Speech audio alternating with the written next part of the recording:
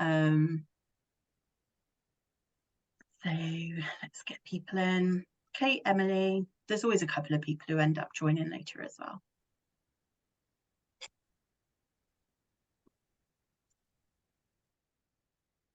Hi, Kate. Hi, Emily. Hello, hello. So we'll wait a few more minutes if that's okay, just to see if anyone else wants to join before we start, and then we'll get going. And this session is going to be a Q&A between Chanelle and I, so slightly different from some of the other sessions that have much more been sort of someone talking or presentation. We're just going to do it more like a Q&A, and depending on obviously how many people we have, I'm sure that we can open it up to sort of other questions as well if we've got time. So yeah, we'll do that.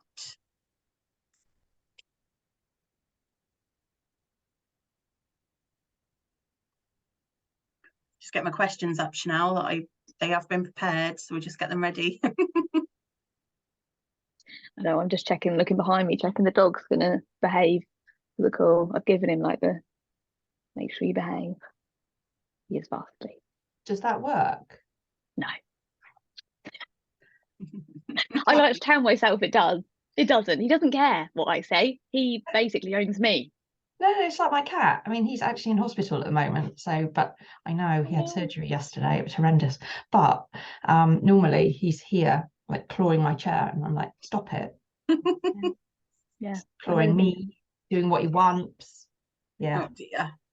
So I just wondered if somebody had kind of got the whole kind of look of death thing sorted, but obviously not. No. Okay, well, let's start. There's a couple of us. Emily's on, and I can't see her, but I'm sure she's listening. And we're recording it, so everyone can listen back, which is probably why there's not so many people on today, because they know that they can watch it when they want to watch it. So, right, Chanelle, yeah, we're going to talk about personal brands, and we've just sort of had a few, 5 minutes before we came on about how some things are changing for you and how important personal brands certainly has become. So do you want to just start out a little bit for those that haven't heard this story before or don't know you too well about how your career sort of started and what it's looked like to date? Yeah, of course. So I never really knew what I wanted to do. My dad is a financial advisor, but always thought that was really boring. Definitely didn't want to do it. Was never interested.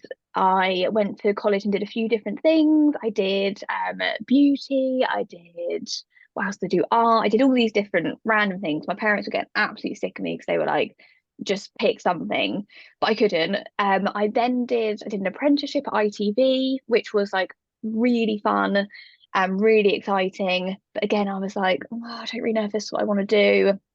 So I stopped doing that. And then my dad was like, look, he was like, just give an exam a go. He was like, I've got the book, like just try it. If you like it, like we'll keep going. If you don't, like I'll never mention it again, kind of thing. So I thought, okay, I'll do the exam. So I started studying and I was working at the same time on a benefit makeup counter at Debenhams. And Debenhams was so quiet and I used to get so bored. So I'm such a people person. It was dead all the time. And then this lady wandering around the counter and I was like, hello, like, can I help you? Like she wasn't anywhere near me. She wasn't on the benefit counter, but I was like chatting away to her. I know, she was like, oh gosh. And do you know what the weirdest thing was? I said to her, I was like, I'm studying RO1, which is this exam. She was like, oh yeah, I know what that is. I was thinking that's weird. What's she doing that for? And she was like, I work at Old Mutual down the road, Old Mutual Wealth, which is now Quilter. I was like, oh, like the head office is down in Southampton where I live. I was like, oh, okay. They said, well, if you're studying that and working here, she was like, do you want a job interview? I thought, surely not. The power of speaking to random people, honestly, it really does work. And I thought, you got to be kidding me. And I went in for the interview, went really well, got the job a couple of days later. And at this point, I wasn't even still sure if I liked the exam because I hadn't actually taken it yet.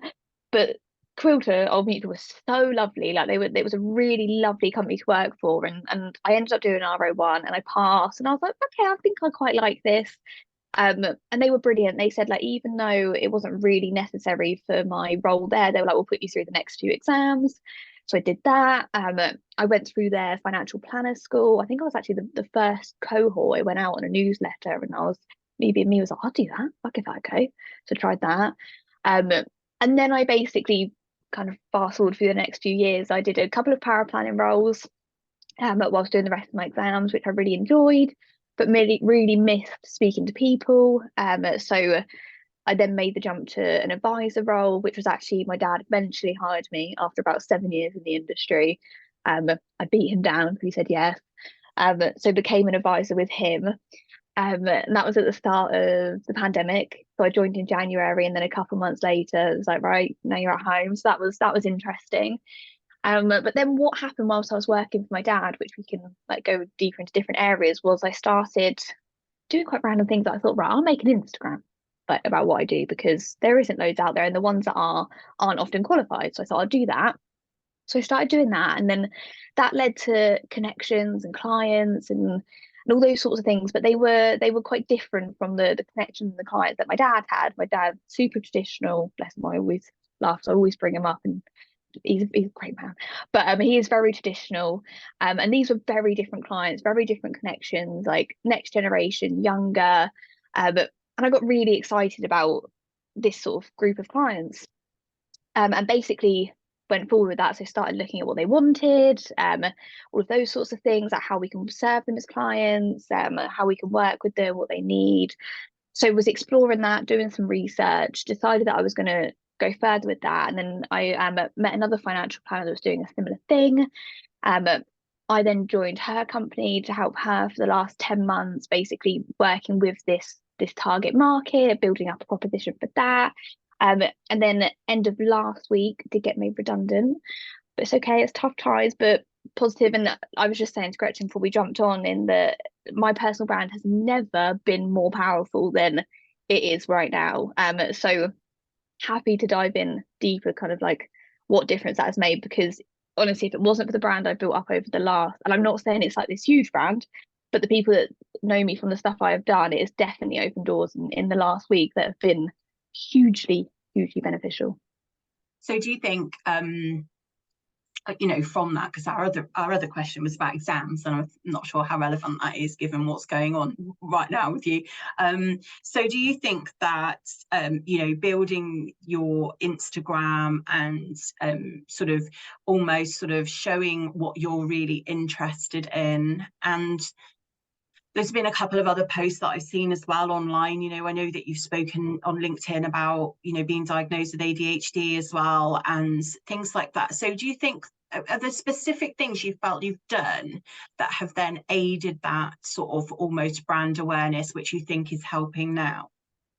Definitely. I think there's a few things. I think the Instagram was definitely really useful. It was a slow burner, that's for sure. Like there was a long time where I got like 2 likes. And like that was hard when like it wasn't really doing anything. But over time, people, again, like you post pictures of like you and your dog, and people get to know you. So that was definitely great, and that led to other opportunities. So for example, I had a journalist come across it by accident from FT Advisor, and that then prompted an article about advisors getting clients in a different way. So things like that was really interesting. The other part I think that's been really useful is my podcast. So that all stemmed out of, I'd go to events when I started in the industry at like 17, and it would just be a room full of men over 50. And again, I always like to caveat, I do love these men over 50. Like my dad is a fantastic man, and so are many of the other advisors. But when you're 17 and you walk into a room full of men over 50, that's intimidating. Like I never wanted to speak up. Like I was worried I'd look stupid, I couldn't relate to anyone, and that was really hard. So, and if it wasn't for my dad, I probably would have like not done it. Yeah. Whereas my dad, bless him, he's like, it's fine, sweetheart. So I kept going. But what I wanted was mentors, people to look up to. And I struggled to find it because LinkedIn wasn't such a thing. So I've got this habit of getting quite obsessed with ideas, which I now know is probably my ADHD, but I then got obsessed with the ideas of having these conversations with mentors and inspiring women in the industry. And it started on LinkedIn as a LinkedIn Live, which was very scary because like a couple of times we had tech issues, and it was all very scary. And then that went quite well, and I was like, I really want to take this out to more people. Like I want people to be able to listen to it easier, and like the conversations were so insightful and so interesting, and they shared so much that like I wish I had heard when I was 17. That was like, I want to take this further. So I decided to turn it into a podcast. It was a hell of a lot better. Like editing and like all of that stuff at the start I did myself, getting the guests, writing the scripts, editing would take me hours. But I think when you're passionate about something, it makes a massive difference. Like, you're happy to sit there for hours because you really care. And that's definitely like the connections I've made out of doing that podcast, which was never the intention, but just happens, was crazy. Like, the people I now speak to because they came on the podcast and they got to know me has been huge. And then I think the third thing, I don't know if you're expecting such a long-winded answer, but the third thing was, I think, just being authentic and passionate about what I believe in. So I've talked a lot publicly about like the next generation of clients and how we need to do things differently. And there has also been times where I've sat on panels and I'm the only one that gets a question at the end, and it's something like, well, what do you think, like you've only been in the industry for like not very long, like how old even are you? And like I've had those pushbacks, and there was times where I was like, oh, maybe I shouldn't talk about this. I can't be bothered for these people to be like this. But I'm so glad I didn't, because people notice when you talk about things like that. People are like, this is interesting, this is different. Like, Chanelle's got a different point of view. Maybe I'll speak to her. So, but I think a lot of passion has to come behind that to keep talking about it when people do have difference of opinions. And I think that ties into being authentic and sharing things like my ADHD diagnosis, because I do have people that read my post, and it wasn't, I always say, like, it wasn't unexpected. And there's a lot of people who I meet and think, yeah, that makes sense. But it was like, before I got diagnosed, I thought that's quite funny. And I got diagnosed, I was like, I don't know if it's funny now. And it was like a real, I had to work out what it meant for me. And so many people, so many women especially, are missed with their diagnosis. And I was diagnosed with all sorts of other things when I was younger, like anxiety, and now they're like, oh, it's just probably your ADHD. Like, that's not fair, really. Like, that should have been picked up earlier. So that's why I post about things like that. But that also, people notice that, because not a lot of people will post that, because I am, I suppose, being quite vulnerable, really, for like, but it just takes one comment, which I think, Gretchen, you actually tagged a colleague in to say sort of like why it was important I posted that, and then like the post is absolutely worth posting. So yeah, they were kind of the three big things. Now breathe. Yeah, and I think, I'd certainly resonate with quite a few of those things. I think that in a profession that is so male dominated, and but actually just also still can be quite stuffy, can be quite corporate, because I think it's easy when you work in a small firm like mine, and Jess is on the call as well. I think we can, when you're part of groups like Next Gen, where you can kind of forget, because you're surrounded by people who are in this kind of moving forward zone, and wanting to be different. But you can kind of forget that actually we're a really small snippet of the profession, and that actually still a large amount of it is in that kind of stuffiness, or yeah, just maybe not as quite so accepting to difference. And so I think that when you put yourself out there like you have, and I luckily was able to start Magenta, and able to feel like I could be authentic in my own business. But if you are employed by larger businesses which don't have that kind of style still, I think that can still be a really big challenge to bring authenticity to it. So it's sort of how you can find, a balance. Yeah, no, I totally agree. And like, another big thing that I often talk about is when I think there's a lot of, in the financial services industry, you go into a role, and because of the sort of how the company is, like, you are told you should do it in a certain way, when actually, like, I'm a big believer that if you go in and do it how you would do it, obviously like with boundaries and like stuff like that, but if you bring you into it and you suggest different ways of doing it and what ways you might think is better or different, like, that makes a huge difference in a company, like, in so many ways. And for you personally, of course, like, there's nothing worse than going to a company and feeling like you can't be yourself. And I think it also, like, takes quite a lot of courage to be yourself a lot of the time as well. Definitely. And so, I mean, when we think about how your network has grown and that personal brand, what do you think? You've said three things that made the biggest difference, but I want to nail that down. What do you think has made the most difference? think the biggest difference is speaking passionately about what I believe in, and being quite outspoken about what I think should be different, or should be spoken about in general, because I think that's what people have noticed. And I think, and also I suppose you could tie that into, 'cause I do feel like the podcast has been a big part of that, but I think also going on podcast webinars about speaking about what I believe in, from them, people feel like they've got to know me, because you're listening. And I've literally had people come up to me and say they've listened to that, and like they really do feel like they know me, which is really quite odd, really nice at the same time. But they do, because they're listening to you really talk about something, sometimes for quite a long time. They really feel like they know you.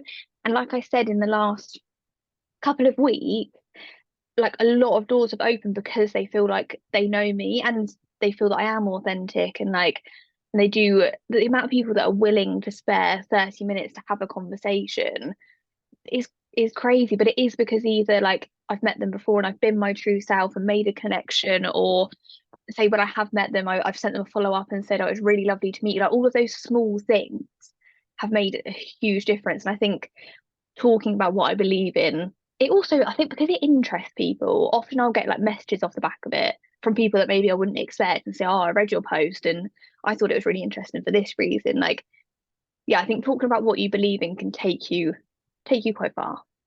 And have you found have you been selective at all, or have you literally, like, if someone's asked you to go on a webinar or go on a podcast or write an article or, you know, give a quote, have you just kind of done it all, or have you tried to be like selective or aligned to certain things? So I think there was a point where I was like, I will say yes to anything, because I kind of had an experience of, I said yes to a couple of things and like that was opening more doors, and I was like, and you like, I got excited because I was like, oh, like this is leading to this and that.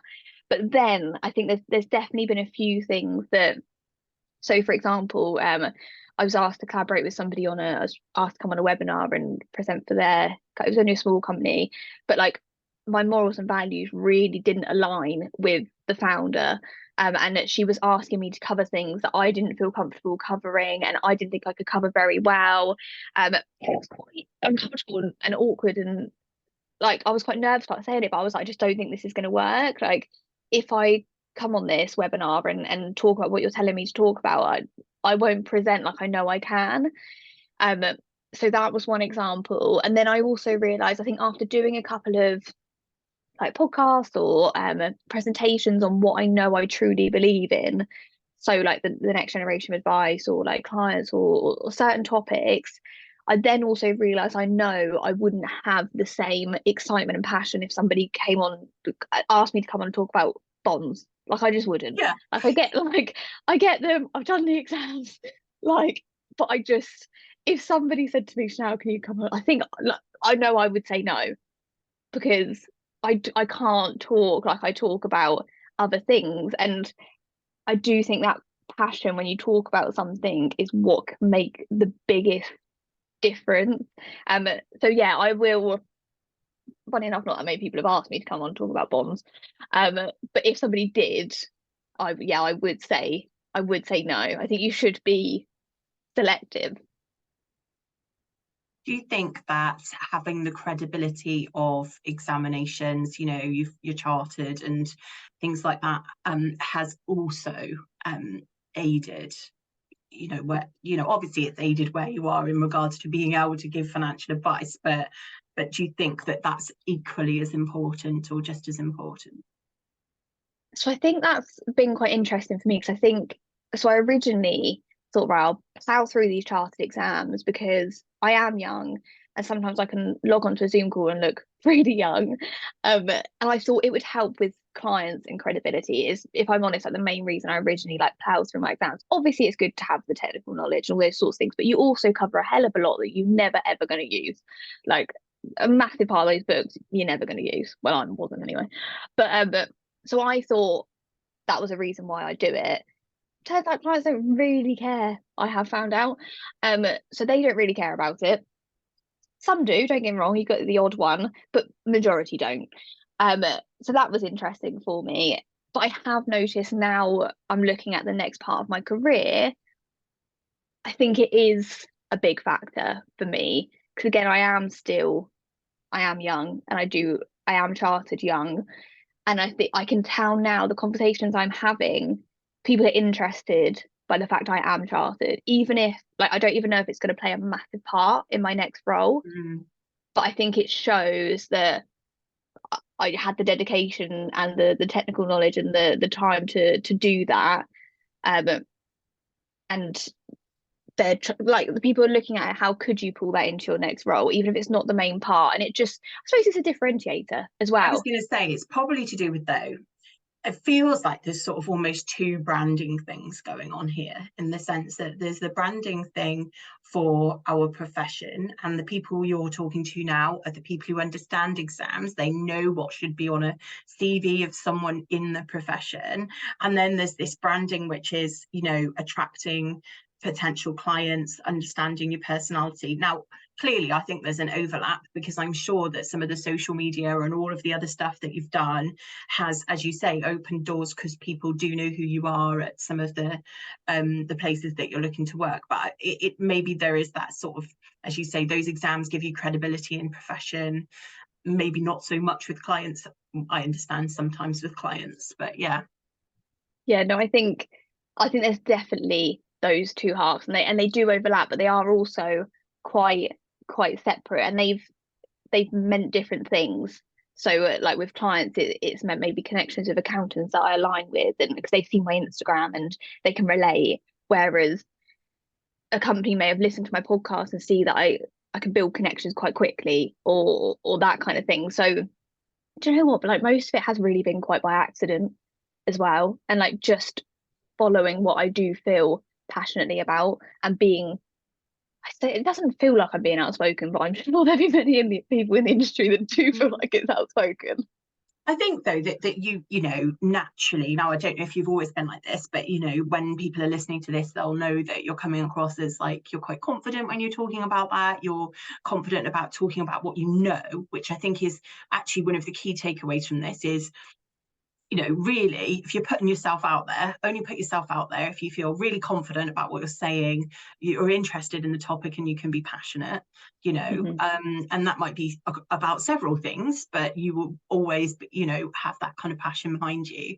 But I think, yeah, you've got to, you know, you're also really personable, and probably, you know, not too judgmental. And I think all of those things, you know, do impact on how people are attracted to people, you know, and whether they want to listen to you, or whether they want to, you know, work with you, offer you a job, all of those things. So I think when we are thinking about brands, and I'm aware that there'll be a variety of different people listening at different stages of their kind of career, but thinking about either whether it's that you want to put yourself out there more, you might, you know, already be qualified and already be working, but you want to start to develop a slightly different, you know, brand in the profession, maybe not for your clients, but developing that more in the profession and connections. Or if you're at an earlier stage, thinking about what you can add to your kind of toolkit. I look at it as, you know, for that going forward. So I think that's really interesting what we've talked about today in that regard. I think yeah, I wanted to ask you, do you think you've ever made like do you think you've made a mistake that you look back and go, I wish I hadn't done that? I think, do you know what, like, there's a couple of points. I think one thing I definitely, like, I will post a LinkedIn post and then panic and like delete it. Like, I will often do that, because I think, I don't know, like, I will often do that. And I think I also, like, I don't do this very often, but I have done before. I've listened back to, say, like, podcasts that I've done like a couple of years ago, and the difference is huge. But I don't ever regret anything I've said or done to build my personal brand. But I look back now and I'm like, I've learned from things I have done. So for example, podcasts, like, I speak sometimes ridiculously fast because I am passionate, and sometimes I listen back and I think, obviously I've got ADHD. Like, how did no one realize? Like, because I'm so intense with what I am saying. So things like that, I've learned to slow down and like think when I'm talking, and that I can feel a big difference, like when I listen back to things before. But And then also I think just having, like, over the last couple of years, I've grown in confidence about what I'm talking about. So when I first started talking about it, and I did do sort of events or whatever, and I did have the advisor saying like, what do you know, like that was tough at the time, and I sat there and, like, now I think I'd come back with something, but then I just sat there and was like, okay, like, I didn't know at that point, I didn't know what to say, and I suppose I probably wish I did say something, but at that point I didn't feel confident enough to say something, and I didn't want to say something that I shouldn't. So I suppose I've maybe always erred on the side of caution. And even if, like, now, if I'm asked to do a podcast, and usually they'll send me the questions in advance, like, if there's something I'm not super confident about asking, I will think beforehand how I am going to ask it. Or if I really didn't want to answer it, I'd ask them not to ask it. But I think you have every right to do that. I think it goes back to that being selective with what you do and don't do, because I think that helps avoid maybe situations where you think, I wish I didn't do that. And something really useful that someone once told me was, when you're thinking about your personal brand, was to pick kind of like 3 key things that you want to be, I don't know, thought of to talk about, if you like. So for example, mine would probably be like personal finance, women in financial services, and then probably innovation. Like, they're probably 3 things that if I go and talk about something, it will be one of those 3 things. Like, that's what I can talk about, it's what I know, I feel passionately about. And by sticking to those 3 things, there isn't too much that I regret saying, I don't think. Yeah, I mean, I can completely resonate, because I got asked to go on a podcast. I haven't recorded it yet, but the nature of the podcast for me was like, oh, I'm not sure how that's like. I'm not sure how I'm going to feel about it, and I would probably put it at, more a technical level, podcast, when normally I don't talk about, that, as you say, no one's going to come and ask me about bonds, and I don't want to talk about bonds, but I've thought long and hard about it, but instead of saying no straight away, I thought, no, I'm going to ask, like, what format is it, what are the questions going to be, like, am I going to get them in advance, can we talk about it, can we be flexible? And all the answers came back with, yeah, we'll definitely send you them in advance. It's more than likely just going to be about you and your career, and then may lead on to another conversation. And I think I felt loads more confident.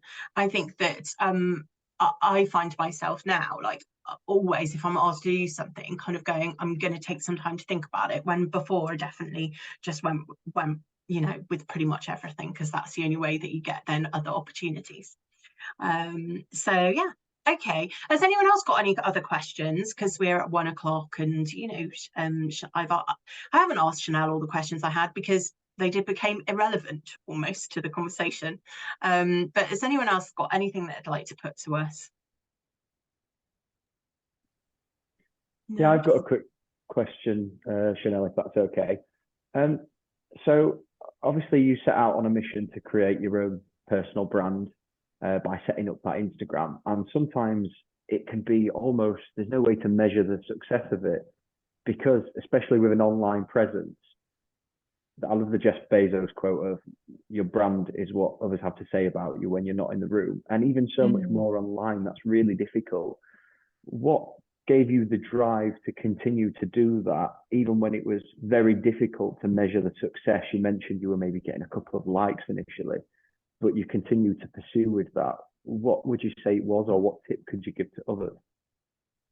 I think it's definitely a great question. I think it's also important to say there has been times where, like, things like the Instagram, for example, like, I haven't done it for a couple of months, and I kind of kick myself when I go back to it, because I'm like, you can notice the difference. But I think, for in terms of like driving forward and keep doing it, it's really hard at the start. Like, at the start, when like genuinely like nobody is following you, like, you just there's no other choice but just to keep going and try and like think longer term. But it's like, I think you notice quite quickly, you'll get like a random message saying like, I really loved that post, it made a massive difference, or I've sent this to my friend, like, she really needed it, or I listened to your conversation and actually like it really made a difference to my day. And I think it's for me personally, it's those things that I have to really like hold on to. And I actually, this year, I've not done this before, but I try at the end of every week, and like as the week goes on, try and like snippet anything that like is nice to look back on, and put it in like a little file, like a Notion document or like a Word document and put like this week and then add the snippets. And it is things like, I listened to your podcast this week and I really enjoyed this, that and the other. Or even if it's like you get a deal with like, so for example, my podcast is sponsored, so when they like confirmed sponsorship, I snippeted that and put it in the folder. Like, and I would have, when I like start, for example, the podcast specifically, when I started that, like I never dreamed that I'd get like a big corporate sponsor, like never ever. And like how I got there again was I presented at a conference, I made a connection, like I like, I can't think of the word, like grew that connection, if you like. I asked, and you know the other thing is I was also like asking people, like the amount of people that I just slide into their LinkedIn messages. I'm like, hello, have you got 30 minutes to chat? Like the amount of people that reply is unbelievable. And like, as long as you're genuine and you're not just sending a cold message and like you really like, maybe you can help them in one way or another. Like the amount of people that reply and then remember you, like something might not come out of it at the time, but they're often come back, and that works for Instagram. Like if you want to collaborate with somebody, I've often sent the message, not heard for months, and then they come back and say, oh, so sorry I missed this, like happy to do that now. Like you never know what it's going to lead to. So but in terms of keeping going, it's keeping the snippets, and also like to make yourself feel better, get all your friends and family to like it. That's what I used to do. Used to make it feel loads better until I got like real people liking it. That's great. So celebrating those successes of engagements, whether how big or small they are, really sort of keeps you focused, keeps you motivated, keeps that sparkle there for you. Yeah, honestly, and I always used to like, and still do now, like if I help one person, then amazing. But if one person found that post useful, fantastic. Yeah.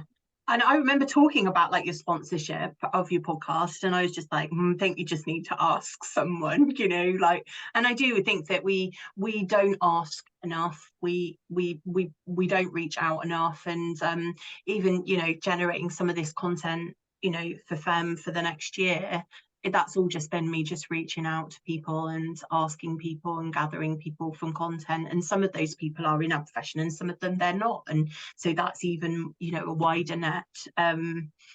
Another thing I just wanted to add about brand, which I don't know that you've done, but I just think helpful for our profession.